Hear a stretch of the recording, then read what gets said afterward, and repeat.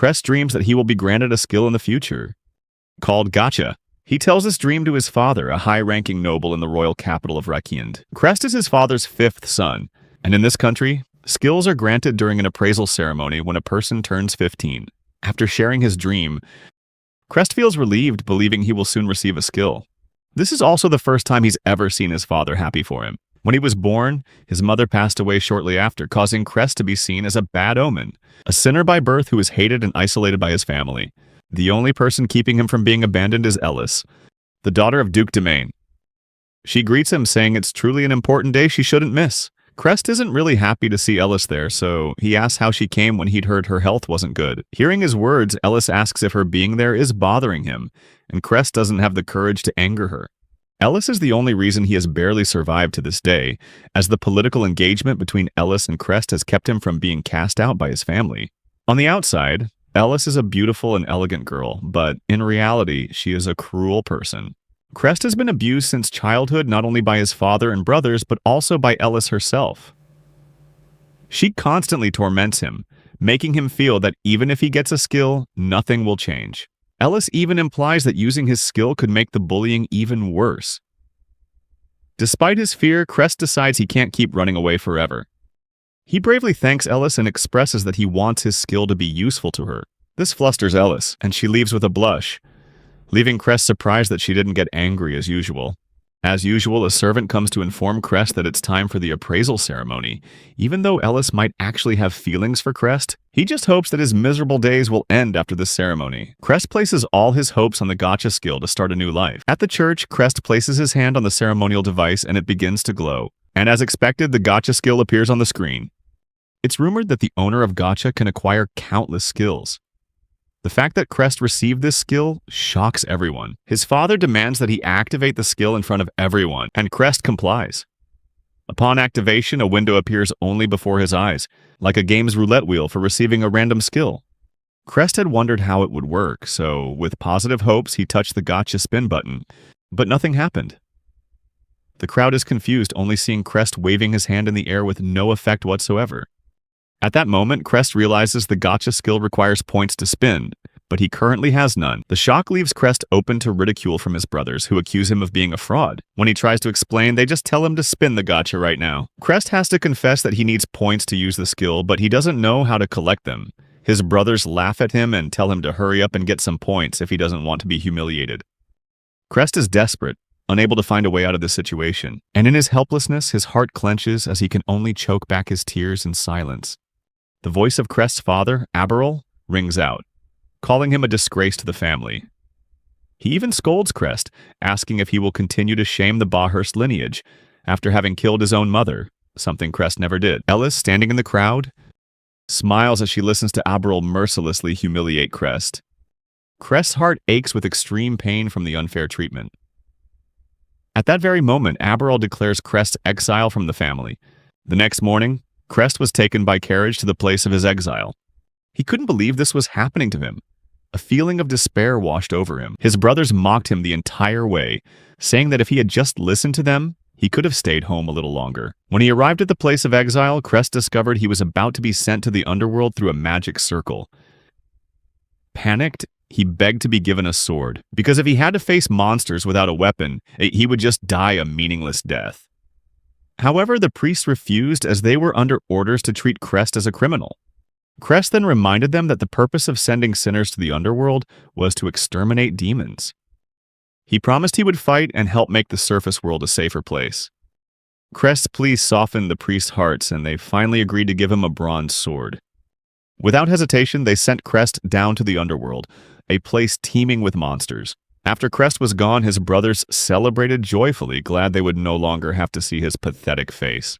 Upon arriving in the underworld, Crest realized this place was very similar to the surface world, only different in its dark and gloomy atmosphere. He began to scout the area, trying to mentally prepare himself for any danger. He recalled that a magic circle from before was used to send criminals to the underworld at random, and now he wondered what to do next. Suddenly, a black wolf lunged from the bushes with terrifying speed. Crest barely managed to dodge, and recognized it as a black wolf. Not wanting a confrontation so soon, he was fortunate that his studies on monsters came to mind. According to them, these dark wolves were indeed more dangerous than ordinary ones, but Crest knew there was no way to retreat. He remembered his lessons about monsters from the academy and knew he had to fight. Gripping the bronze sword tightly, Crest prepared for his first encounter. His experience fighting monsters on the surface gave Crest some confidence, though he knew the monsters of the underworld were much stronger. The black wolf began to charge with its sharp claws. To gain an advantage, Crest cleverly threw dirt into its eyes, momentarily disorienting the wolf. Seizing the opportunity, Crest swung his sword at the wolf's face. However, it didn't even flinch and continued its attack. When the wolf was just centimeters away from him, his fighting instincts took over. Crest quickly raised his sword and plunged it straight into the wolf's skull. The wolf let out a terrifying howl before collapsing, dead on the spot. Crest breathed a sigh of relief, having survived his first attack. He realized this bronze sword was truly precious and well worth his initial plea. Crest remembered that he needed to drain the wolf's blood for sustenance. He knew exactly which species were edible and quickly got to work. After defeating the wolf, a notification appeared, informing him that he had received 100 points. Crest opened his gacha skill window and saw that the points had been added to his account. He now understood that he could earn points by defeating monsters. This also meant that his gacha skill was useless on the surface, where there were no monsters to hunt. Unlike the surface world, here in the underworld, Crest realized he could actually use his gacha skill. Even so, he still wished he had at least some basic equipment for hunting monsters. Lying on the ground, Crest recalled the days of his torment. He told himself that perhaps things turning out this way was for the best. Even if it was too late, after seeing the true faces of the wicked people around him, Crest realized the underworld was more bearable than living with them. For the first time in his life, he felt happy. Determined to master his skill, Crest prepared to hunt down as many monsters as he could to adapt to his new life. Meanwhile, at Ellis's home, she lay in bed, hugging a pillow with Crest's picture on it, missing him dearly. Ellis recalled the time she met Crest after he was sentenced to exile. Back then, she'd mocked him, calling him a fool for daring to fake a divine skill, while Crest's eyes were filled with nothing but dead silence. Crest called out Ellis's name, and she asked if he had anything to say to her. Crest sarcastically remarked that she must be thrilled their engagement to a fool like him was broken. Ellis replied that he shouldn't speak that way, especially to someone who had tried to help him. Hearing this, Crest felt a flicker of hope. Ellis told him that from now on, he was her dog, and couldn't leave as he pleased. When Crest asked how he could get her help, Ellis held out her foot and demanded he lick it to swear his eternal loyalty. If he did, she promised to marry him and save him from this place. Ellis even said she would destroy her own family for Crest if he accepted. Crest moved closer to her foot, but instead of obeying, he slapped it away. Fed up with Ellis's contempt, Crest told her she was insane to think he was her slave. Ellis angrily asked if he really wanted to be executed, but Crest just remained silent and told her to leave immediately. Humiliated by his rejection, Ellis left Crest with a warning that he would regret not accepting her help. That very day, she fell ill and had to return home. When she woke up, Ellis quickly prepared to go see Crest. However, her servant informed her that Crest had been exiled to the lower world before dawn. Ellis was horrified, never expecting this would happen to him. Meanwhile, in the lower world, Crest relentlessly hunted packs of black wolves to accumulate points for his gacha skill. Each gacha roll required defeating 5 wolves, and at first, Crest planned to roll as soon as he reached 500 points. But after thinking it over, he decided to collect 5,000 points for a chance at a higher tier skill. He hoped to get a skill that would make his body lighter and stronger, setting a bigger goal for himself. Crest eagerly continued the hunt until he had defeated 37 wolves. He believed that at this rate, reaching 5,000 points would be easy. However, when he checked his points, he discovered something terrible. His points were stuck at 250, meaning all the wolves he'd killed after that were for nothing. Crest panicked, but he quickly calmed himself down to think. After a moment, he realized the points were capped by area. He had hunted too many monsters in the same region, which made his points stop increasing. Realizing his mistake, Crest moved to another area, took down another wolf, and immediately received new points. Finally, before the sun set, he managed to reach 5,000 points. Crest now understood that each area had a specific point limit, and he needed to keep moving to continue accumulating them. He began hunting other monsters, like goblins and fang rabbits. Goblins were quite easy to deal with because of their poor intelligence.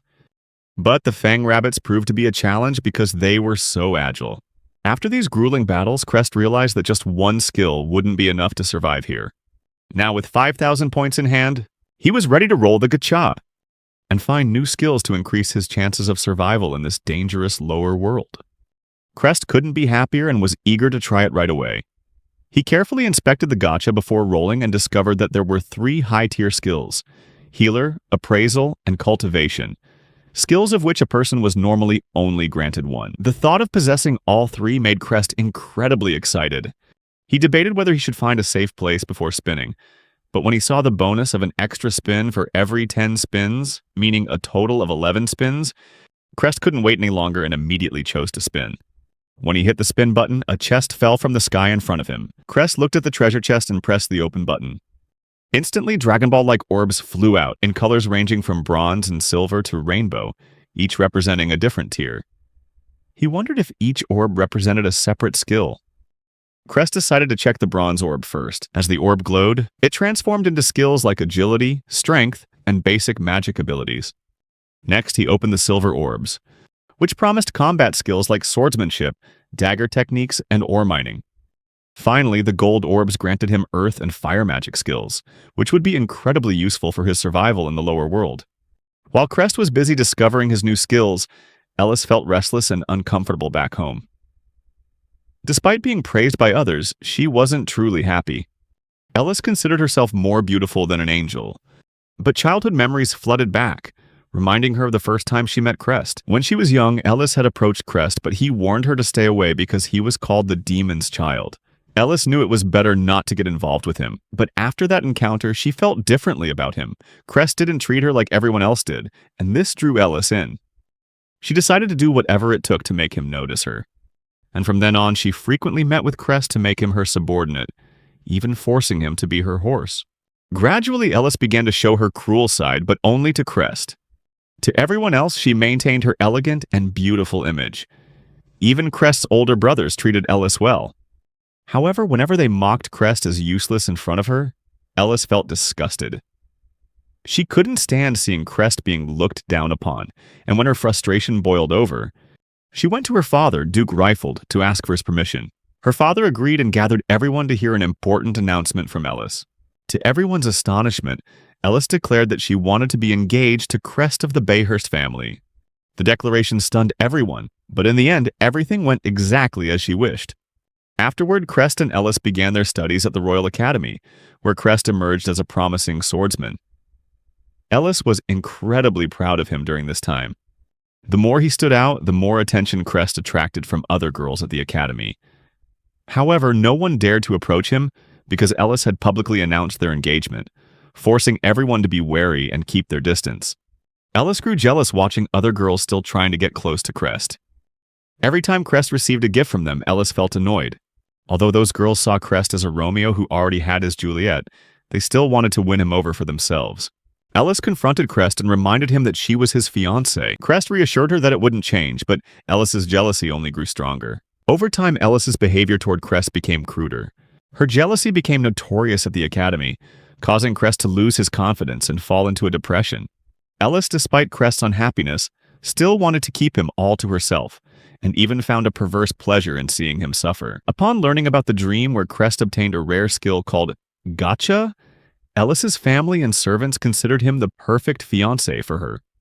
However, Ellis began to fear that if Crest truly became successful, he would leave her. This paranoid thought saddened her. When Crest was accused of lying about his skill, Ellis once again felt a sense of satisfaction. She believed this was her chance to give Crest a sliver of hope, making him dependent on her forever. But things didn't go as she had imagined. When Crest forcefully shoved her aside, Ellis realized her mistake and regretted not being honest with him. The thought of never seeing Crest again made Ellis burst into tears. Just then, a servant knocked on the door asking to see her. With red, swollen eyes, Ellis told them not to enter and asked what was wrong. The servant announced that her father, Duke Ratkind, had summoned her to see him immediately. Ellis wondered what could be happening. Meanwhile, in the underworld, Crest found some peaches that were much larger and tastier than those on the surface. The sweet, juicy flavor of the peaches helped him recover his stamina.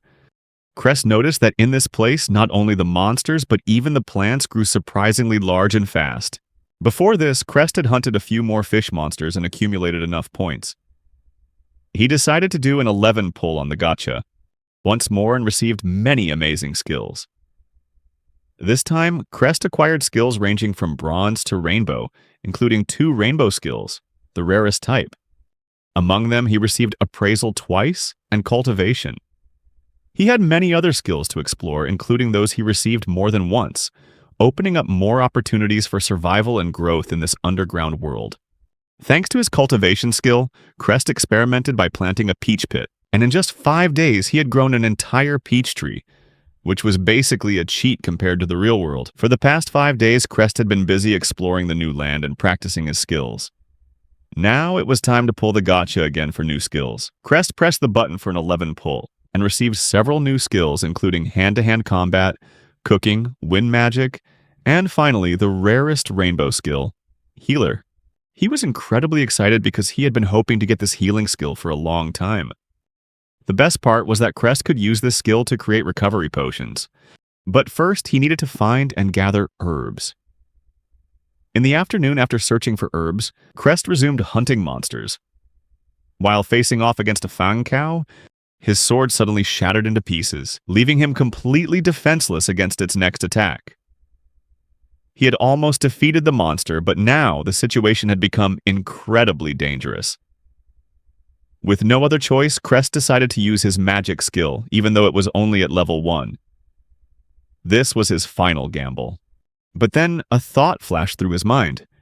He had another option. As the fang cow charged, Crest took a deep breath, steeled himself, and activated his hand-to-hand combat skill. Crest poured all his strength into a punch and drove his fist straight into the fang cow's head, sending it flying backward. The monster collapsed and died instantly from the sheer power of the blow. This was one of the stronger monsters Crest had ever faced, so he received 200 points.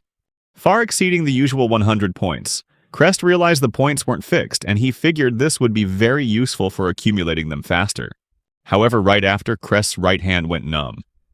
The recoil from the punch had fractured the skin and bone.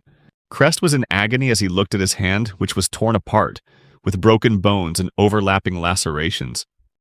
With no other choice, he quickly activated his healer skill to treat himself. Afterward, Crest used the herbs he had gathered and combined them with magic water to create a recovery potion. He quickly applied the potion to his hand, but as always, the medicine hurt even more than the injury itself.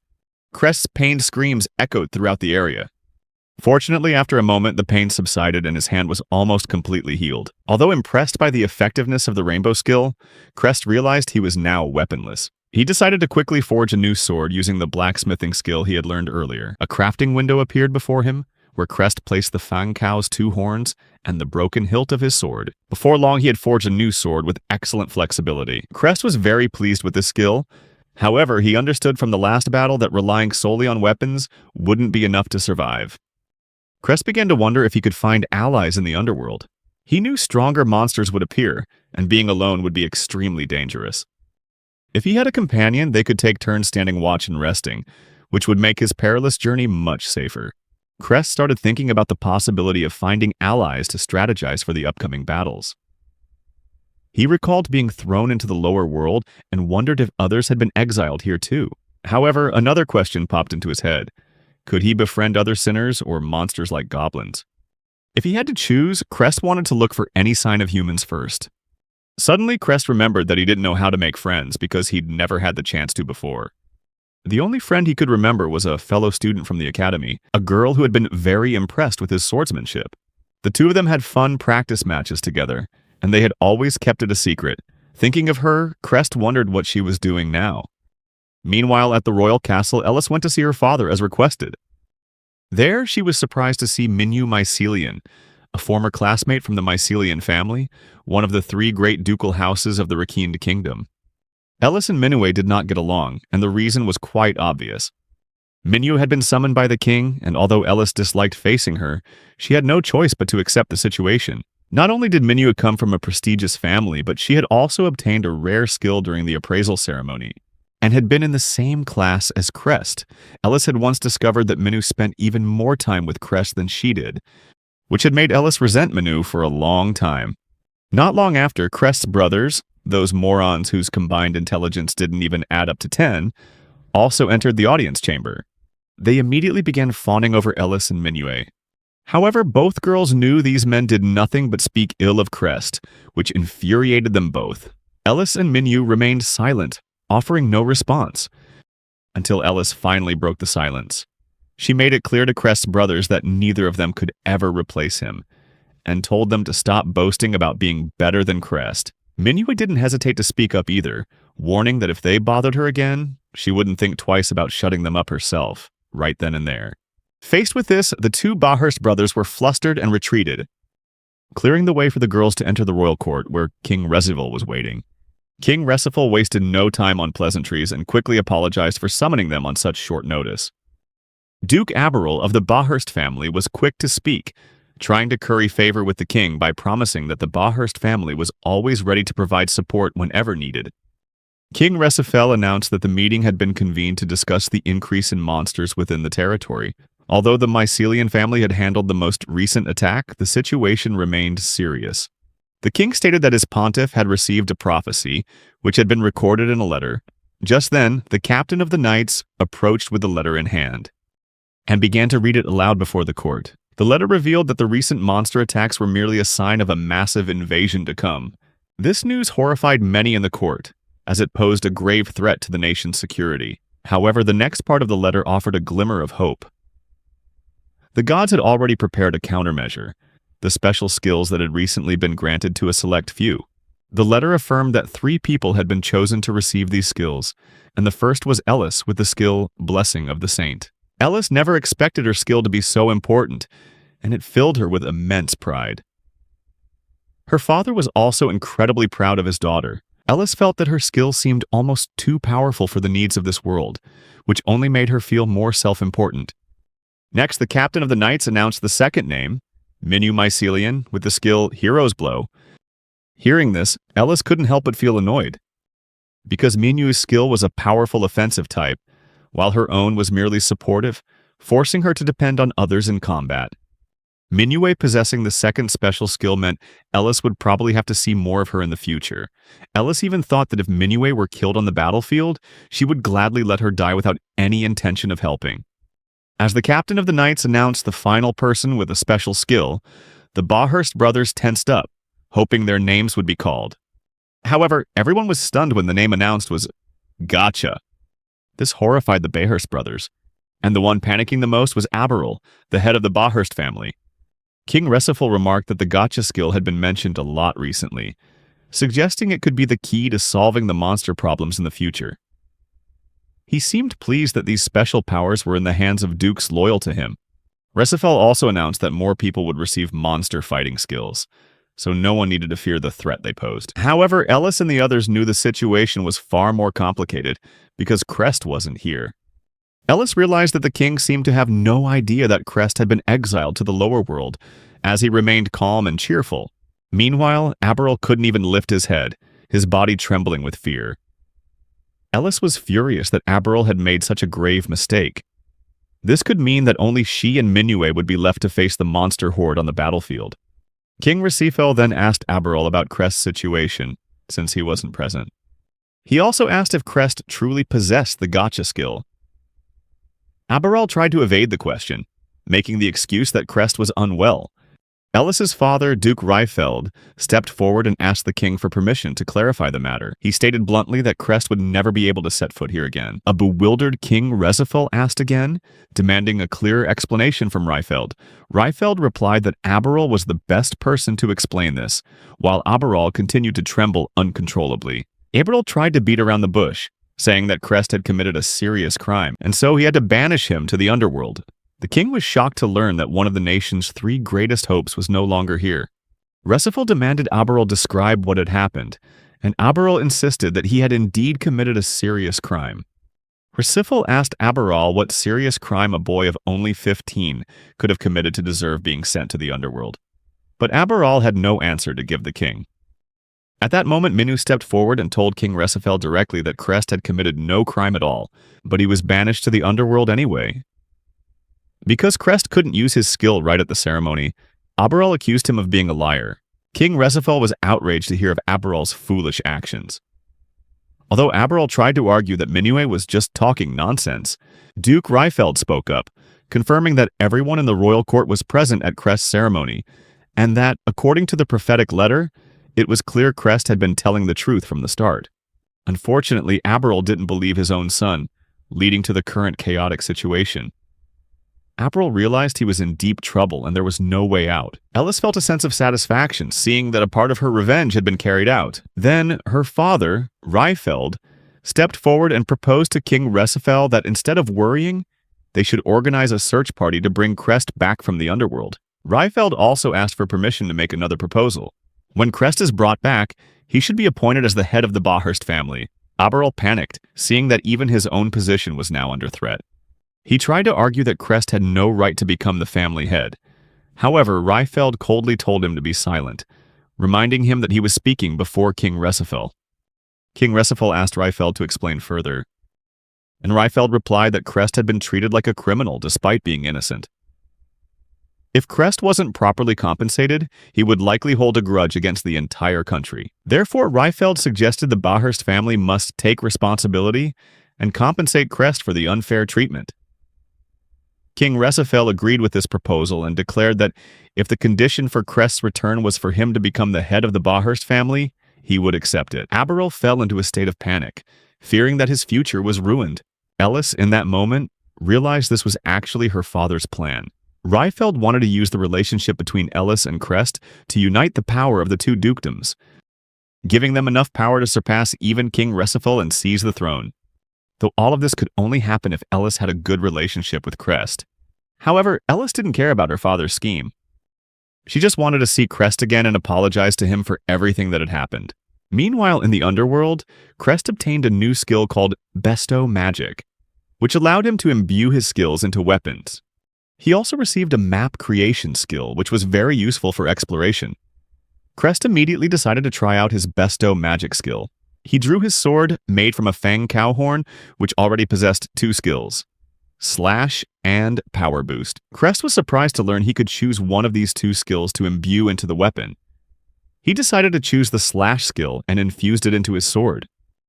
Crest smelled a refreshing scent and decided to follow it, which led him to a coastline.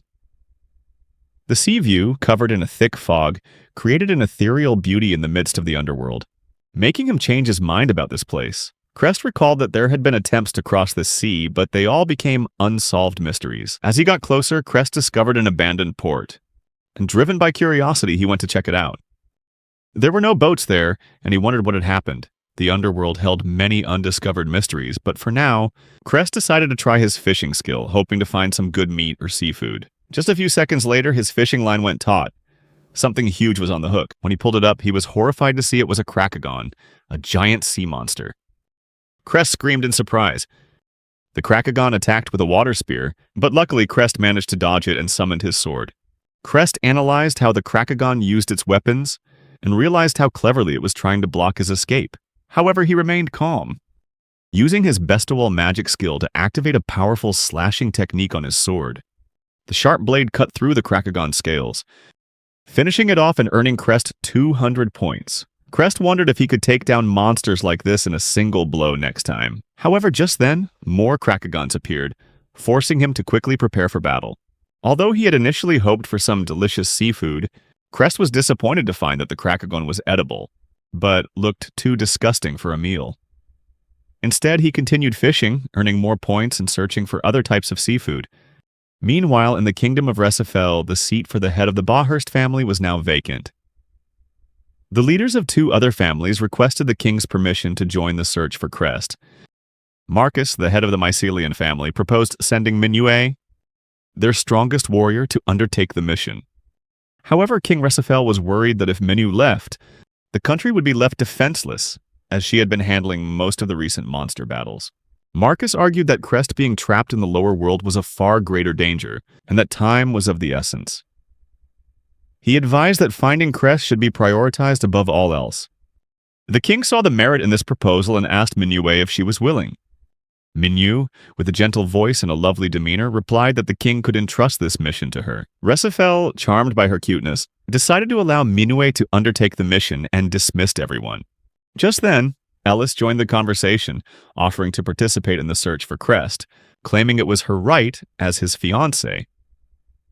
She cleverly reminded the king of their engagement, despite knowing she was now only Crest's former fiancé. However, Minu quickly interjected, insisting it was a bad idea. She said that Crest had once told her how Ellis had emotionally tormented him for a long time, and that he never wanted to see Ellis again. Ellis felt as if a bomb had just gone off in her mind after hearing Minu's words. She tried to stop Minu from saying more, but Minu continued, explaining to King Resifel that Crest would likely run away if he saw Ellis, which would make bringing him back even more difficult. Minu even warned that Crest might consider ending his own life if he were forced to. Ellis fell silent after that. King Resifel turned to her and asked if what Minue said was true. Ellis admitted that she had been quite harsh with Crest, but justified it by saying it was necessary because Minue was making moves on her fiancé. King Resifel seemed to understand her motives to some extent. However, Minue immediately refuted this, saying she only saw Crest as a friend and accused Ellis of lying. The two continued to argue for a long time, making it impossible for King Resifel to get a word in, until he had to shout for them both to stop. He said it no longer mattered who went. He just wanted Crest to be rescued and brought back. Minu then asked Ellis what her plan was to bring Crest back. Ellis replied that she would persuade him with the gift her father had prepared, the position of head of the Bahurst family. Minu sarcastically asked if that title would really be enough to convince Crest to return. Ellis was confident her plan would succeed, but Minu disagreed. Minue told Ellis that she didn't understand Crest at all if she thought a title could make him happy. She asserted that what Crest desired most was freedom, and even if he became a duke, he would never feel happy. Before leaving, Minu left her with a bitter parting shot. Only Ellis could come up with such a meaningless plan. Ellis stood there, confused and wondering what this freedom Minu spoke of really was. Meanwhile, in the lower world, Crest was thinking about the last day of April. He remembered that his gacha rolls were all listed as the April version, and he had been diligently rolling the gacha continuously before April ended. In the end, Crest had maxed out all his rainbow skills thanks to these rolls. Much like opening item chests in a game, he felt incredibly happy to have reached his skill limit. Afterwards, Crest returned to a cave where he had previously taken shelter. With his new skill, construction techniques, he decided to build himself a house. Crest had planned carefully what kind of house he wanted. He started gathering materials and looked for a location with a beautiful view near a stream so he could fish whenever he wanted, and with easy access to unexplored areas. After he found a spot he wanted to build on, even though there weren't many house types or sizes available with the techniques he had, he was thrilled that he could design his own home. And he built the house immediately. He was surprised by how quickly the house was completed, with its incredibly sturdy walls. The house could also protect him from the dangers of monsters. Crest stepped into his new home and was extremely satisfied with the interior details, the curtains, the window frames, and especially the high-quality kitchen. He thought that cooking would be much more enjoyable with a fully equipped kitchen and the cooking skills he possessed. Crest was excited that he could cook any dish he wanted and experiment with all sorts of recipes without any limitations. This quickly became his passion. As he lay down on the bed made from Fang sheep wool, Crest couldn't believe how comfortable it was. Before drifting off to sleep, he looked at the calendar in his room, reminding him to do his gacha rolls. Crest opened the gacha screen and reflected on his journey from the beginning until now. He double-checked to see if he had received all the skills from the April batch, afraid that when April ended, those skills would disappear. Currently, Crest's strength, stamina, endurance, speed, and even magical power all surpassed 100. After about 40,000 gacha rolls, he had collected 30 different skills, including many rare spells that could significantly improve his life. This feeling made him realize that his life had completely changed, and he couldn't imagine living without these skills. As he lay in bed thinking, Crest recalled hearing about a type of skill that allowed the user to befriend and raise monsters under their command. He wondered if May would bring a new set of gacha skills, but at the same time, he felt that might be too good to be true. Crest wasn't sure if he could get any new skills, or worse, that all his accumulated points from this month might disappear when the new month began. He fell into a deep sleep for the first time in a long while, feeling relaxed on the comfortable bed. Meanwhile, at the Bayhurst family estate, the brothers were discussing their humiliation by Crest, not only during the appraisal but also in front of King Resifel. One of them angrily asked if they really thought Crest would become the head of the family. They replied that it didn't scare them, even if Crest took over, because they had never directly bullied him. But the truth was, they had all tormented Crest. The argument grew heated until Aberrel slammed his hand on the table and yelled that what they needed to do now was decide who would go find Crest first. He asked his sons which of them would volunteer to go. Just then, Albert spoke up, volunteering to go down to the lower world to find Crest. He declared that he had a secret plan to bring Crest back, but in a way that would be most advantageous for the family. Albert pulled out a suspicious item, a slave collar, making his intentions clear. The slave collar Albert carried could turn the wearer into a complete slave under the owner's control. This was a tool used on criminals, which made Duke worried, and he asked Albert if he was sure he wanted to use it, because if King Rezafel found out, they would be in huge trouble. Albert threatened Duke, saying that if he said anything like that again, he would be burned alive. Afterwards, Albert and his group headed to the gate to the lower world. The lower world was actually just a land separated from the normal world, sealed off by a wall with a single gate connecting it to the upper world. This was the only way for ordinary people to enter the lower world other than by a transfer circle. Before descending, Albert's knights reminded him to be careful. However, Albert was confident he could handle any monster from goblins to wolves, and he believed that with their numbers, finding Crest wouldn't be too difficult. Albert also had his own plans. He wanted to get ahead of his other brothers who didn't recognize this opportunity. He planned to use Crest as a puppet with the help of the slave collar, and then take control of the entire Bahurst family for himself. With this plan in mind, Albert entered the lower world. Elsewhere, Crest was having a little dream about becoming a seasoned veteran in the lower world. When he woke up in the morning, the first thing he did was check the May Gotcha skill lineup. Just as he'd expected, there was a completely new set of skills. Crest still had his 10,000 points from April, and was ready to use his Gotcha skill. With 10,000 points, he could do 2 10 pulls, which meant he was guaranteed at least one rainbow rarity skill model. When Crest pressed the button for a roll, he got a bunch of new skills. Among them, he found a silver-ranked skill, Monster Evolution, and a rainbow-ranked skill, Summoner. The Monster Evolution skill allowed him to upgrade the monsters he owned, while the Summoner skill let him summon monsters he had befriended from any location. However, Crest realized that these two skills would be useless if he didn't have a monster taming skill. Not letting himself get discouraged, he rolled the gotcha again. This time he got 2 new skills, Monster Taming and Monster Training. Crest was thrilled because he could now tame and train monsters just as he'd hoped. Crest decided to test his new skill immediately and went to find a goblin to tame. Thanks to his knowledge from the academy, he knew that to succeed in taming, you had to defeat the monster without injuring it too badly and show sincere feelings. However, the trauma of being constantly beaten by his brothers made him anxious and haunted, affecting the taming process. In a moment where he lost control, Crest accidentally struck the goblin too hard. The blow made him worry that he might have seriously injured the goblin, putting his taming plan at risk of failure. As Crest went to check on the goblin, his monster taming skill activated on its own and successfully tamed it. He discovered that it was a female goblin, which brought Crest relief as he finally had a companion after such a long time being alone. Crest, mentally exhausted from enduring so much loneliness, decided to offer the goblin his hand for a handshake as a sign of friendship. However, the goblin slapped his hand away, not out of disrespect, but simply because she didn't know how to shake hands. Crest patiently tried to teach the goblin, whom he named Gobu, how to shake hands, but it seemed to be too difficult for her. Using his appraisal skill, Crest checked Gobu's stats and discovered she only had 1 point in intelligence, indicating she was actually quite slow. Crest was suddenly reminded of how his brothers had carved the word useless into his very soul, making his heart ache for a moment. Looking at Gobu, he realized she was just like him, also seen as useless. Feeling a sense of kinship, Crest reached out and gently comforted Gobu, letting her know that no matter how hard things got, he would always be there to help her get better. Crest understood that Gobu wasn't really useless. She just needed to be taught with kindness and patience. He was determined to turn her into a strong and kind goblin. After that, Crest decided to test his other skills, starting with the Summoner skill. When he activated it, the skill worked perfectly, which startled Gobu at first. This made Crest burst out laughing at her cute reaction.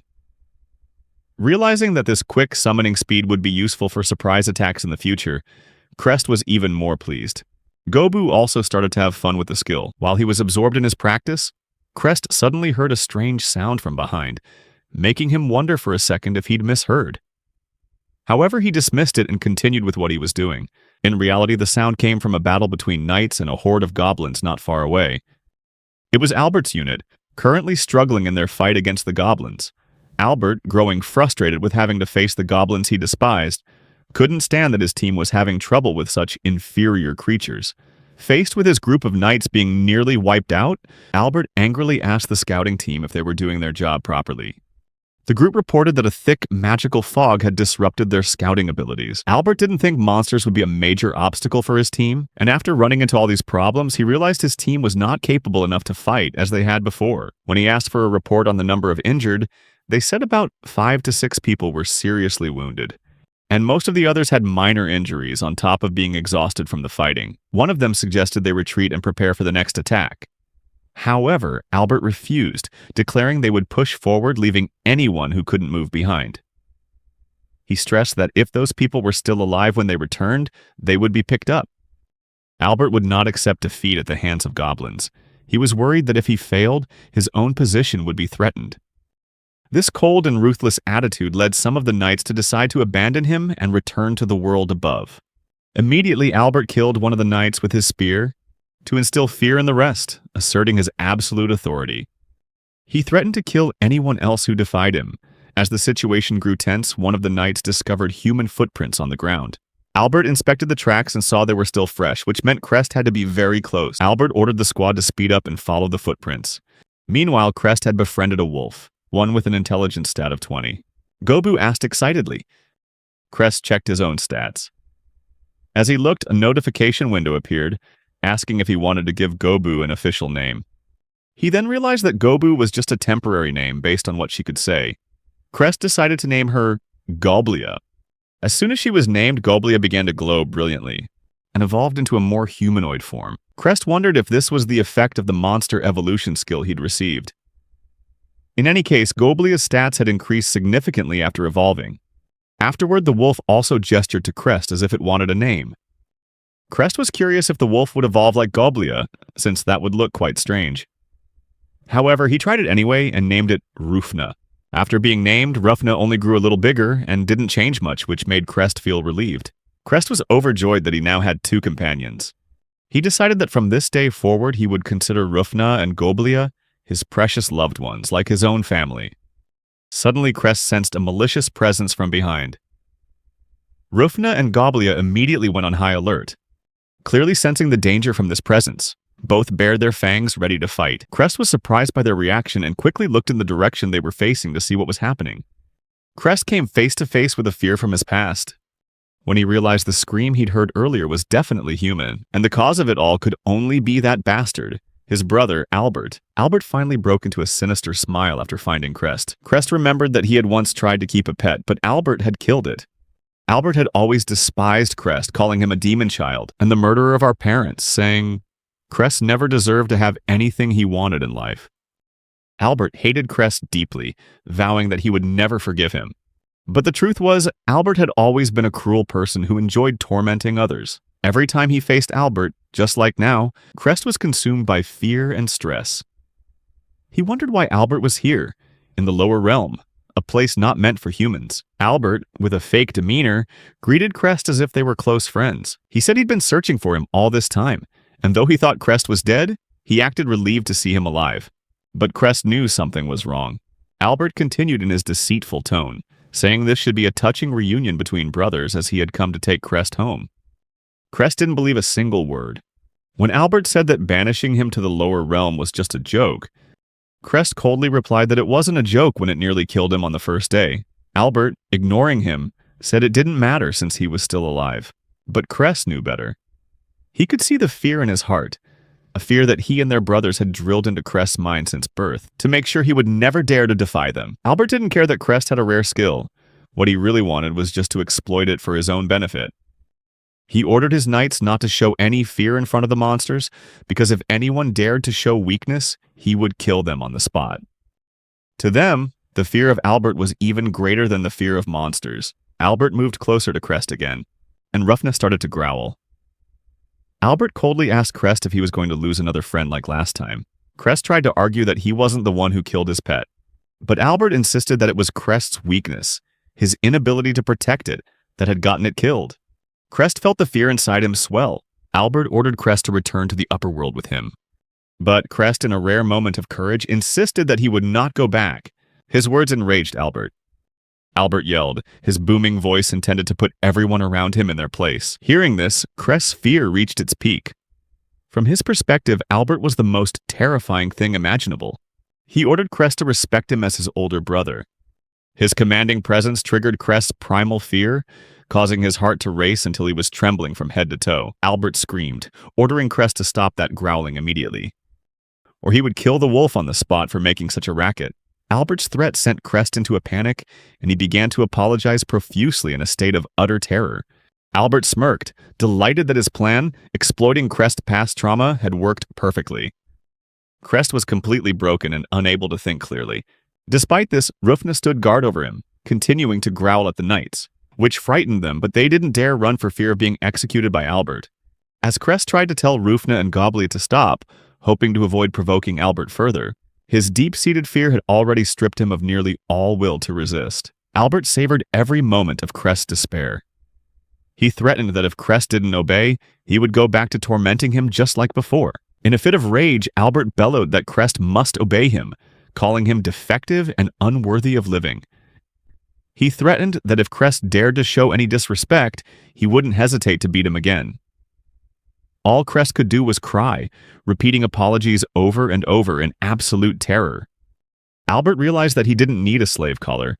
He already had complete control over Crest through the invisible fear that had been ingrained in his mind for so long.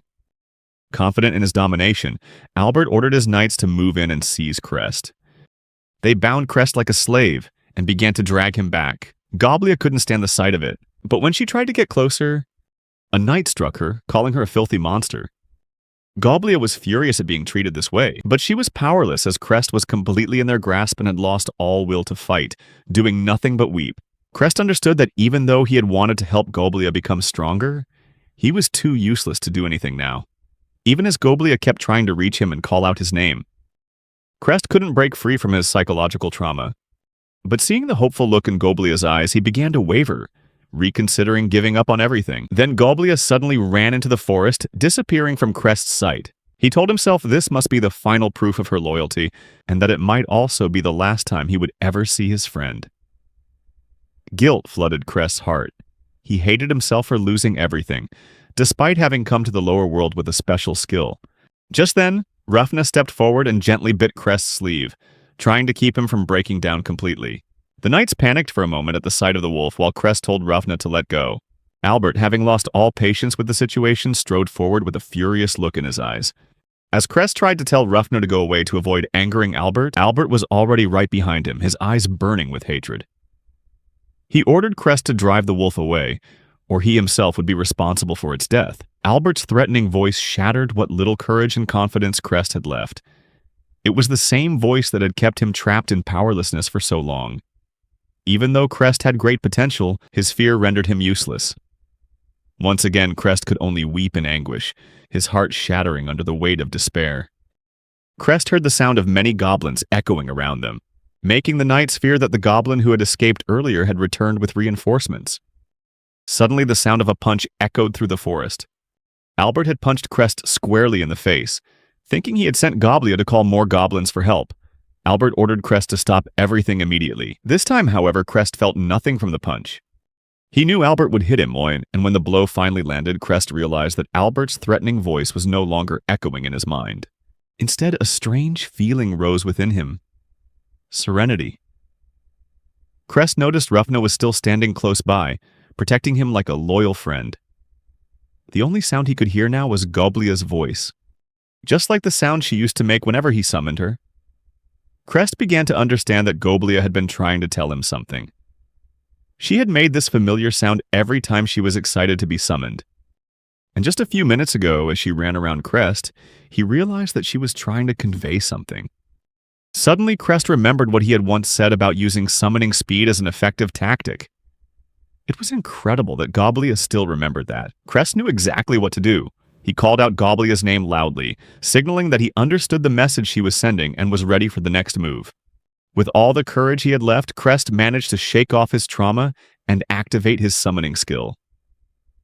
Crest activated the skill right in front of Albert, summoning Goblia to appear right beside him.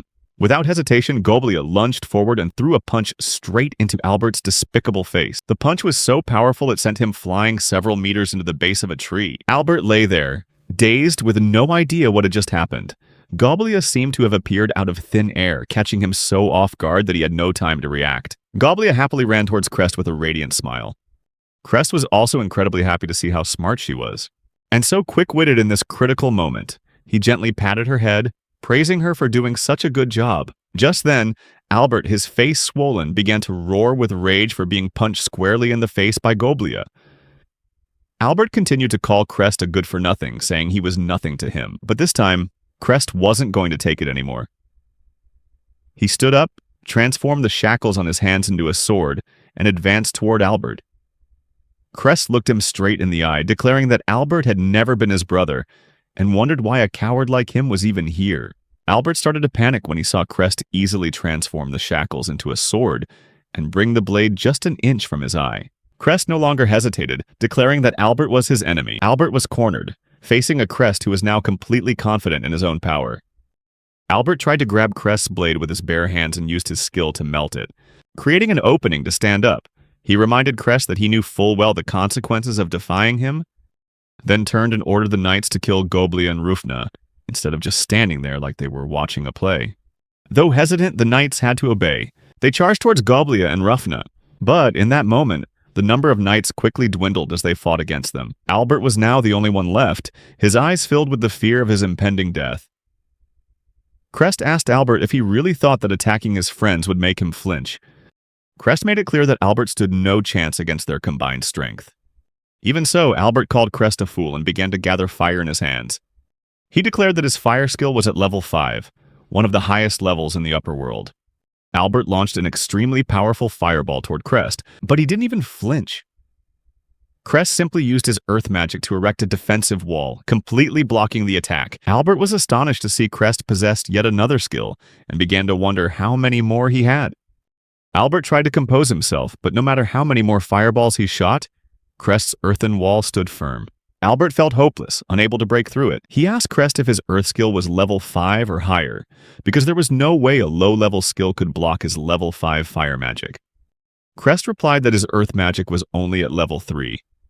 This made both of them realize that Crest's gotcha skill far surpassed ordinary skills.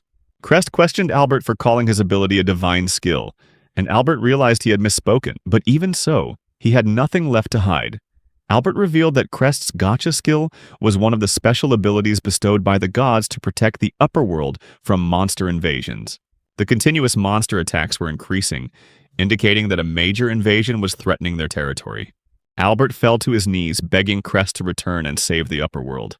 Hearing this, Crest lowered the earthen wall and walked forward, while Albert felt the greatest humiliation of his life, having to kneel before Crest. But Albert told himself to just play along until he had a chance to fasten the slave collar around Crest's neck. Then Crest told Albert to raise his head, and stabbed him in the left shoulder with his sword. Crest had no intention of showing Albert mercy, because Albert and the others had abandoned him just like that. And now they wanted him to come back, which was insane. It was the height of selfishness from Albert and the others. Now, Crest couldn't care less about what happened to the upper world. As he twisted the sword in Albert's shoulder, he screamed in agony, as the blow could have been fatal. Crest asked Albert if he really thought he could persuade him with that pathetic look on his face. Albert replied that their father, Aberil Bahurst, wanted to atone for his mistakes and was willing to give Crest the title of Duke, along with all the power and wealth of the Bahurst family. Albert tried to use those things in exchange for forgiveness, but Crest flatly refused. He wasn't interested in any of it. Crest stabbed Albert again and again, as if unleashing all the hatred he had accumulated for so long. But deep down, a part of Crest felt that this was wrong. However, his mind only wanted to release all the anger that had been suppressed for so long. All the pain Crest had endured seemed to be turning him into a cruel man, awakening the darkness hidden deep within his soul.